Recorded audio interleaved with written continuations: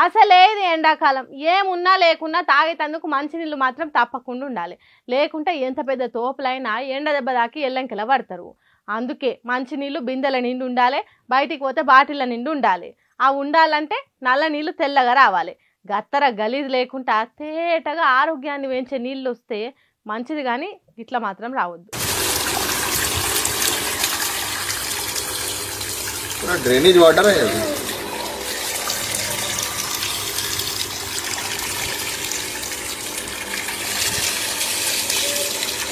ఆహా ఆహా ఎంత మంచిగున్నాయో చూడుండ్రి. హైదరాబాద్లున్న ఇండ్లకు నల్ల పైపుల నుంచి వచ్చే నీళ్లు తేటగా అంటే తేటగా ముద్దుగున్నాయి. కొద్దిగా కూడా కర్రెగా లేవు, ముట్టుకుంటే మాసిపోయేటట్టు మురికి లేకుంటున్నాయి. ఏంది మురుగు నీళ్ళని పట్టుకొని అంత బాగా పొగుడుతున్నారు అనే కదా మీ డౌట్, అనుమానం. మరి అట్లున్నది హైదరాబాద్ లా నీళ్లు సప్లై చేసేటోళ్ళ పనితనం. వాళ్ళు మాత్రం ఏం చేస్తారు, యథా రాజా తదా ప్రజ అన్నట్టు సర్కారు ఎట్లుంటే గాసంటి పనులు చేస్తారు. ఎన్ని కష్టాలు వచ్చినా పబ్లిక్ కు మంచి ఆరోగ్యకరమైన నీళ్లు సరఫరా చేయాలి అని సర్కార్ గట్టి ఆర్డర్లు వేస్తే ఇట్లుండునా భయం కొద్ది పనిచేసేటోళ్ళు. సర్కారే చక్కదనంగా లేకుంటే వాళ్ళేం చేస్తారు, మంచి నీళ్లకు బదులు మురుగు నీళ్లు సప్లై చేస్తే పబ్లిక్ ఏం కావాలి? అసలే 90% రోగాలు నీళ్లతోనే వస్తాయి. అదిగాక పొద్దున లేస్తే పొల్యూషన్ తో ఉండే పట్టణంలో తిరుగుతారు పబ్లిక్. అట్లాంటప్పుడు నీళ్లు మంచిగా ఉండాలన్నా వద్దా? కానీ ఏ సోమరిపోత ఆఫీసర్లు నిద్రపోయినట్టు చేసిండ్రో గాని నల్లలల్ల రావాల్సిన తెల్లటి నీళ్లకు బదులు నాలాలల్ల పారే మురుగు నీళ్లు ఇండ్లకి ఇస్తుర్రు. హైదరాబాద్ లున్న బాపునగర్ లంగర్ హౌస్ ఏరియాల ఇగో గిసొంటి నీళ్లే సప్లై చేస్తున్నారట.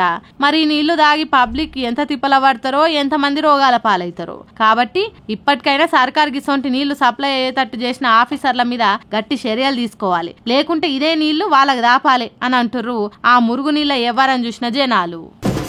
చదువుకున్న పిల్లగాని లెవెలన్నా ఉద్యోగాలు ఇచ్చి నోటిఫికేషన్లు వేయకుండ్రి అని అంటారా? ఓగాల అన్న 130 కోట్లకు ఎక్కువ జనం ఉన్న మన దేశంలో అంటారా?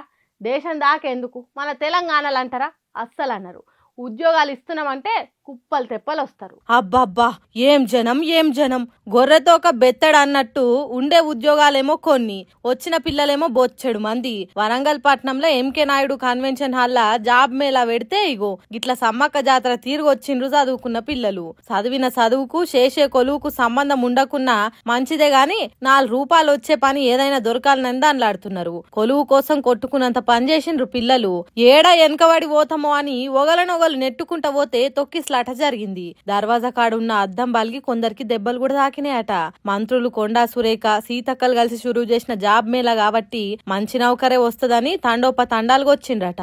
ఇంత మందిలా ఎవలకు జాబ్ వస్తుందో ఎవలకు అదృష్టం ఉన్నదో తెలియదు గాని దీని మీద కొందరు సీఎం డిప్యూటీ సీఎం మాట్లాడిన పాత ముచ్చట్లు యాది చేస్తున్నారు.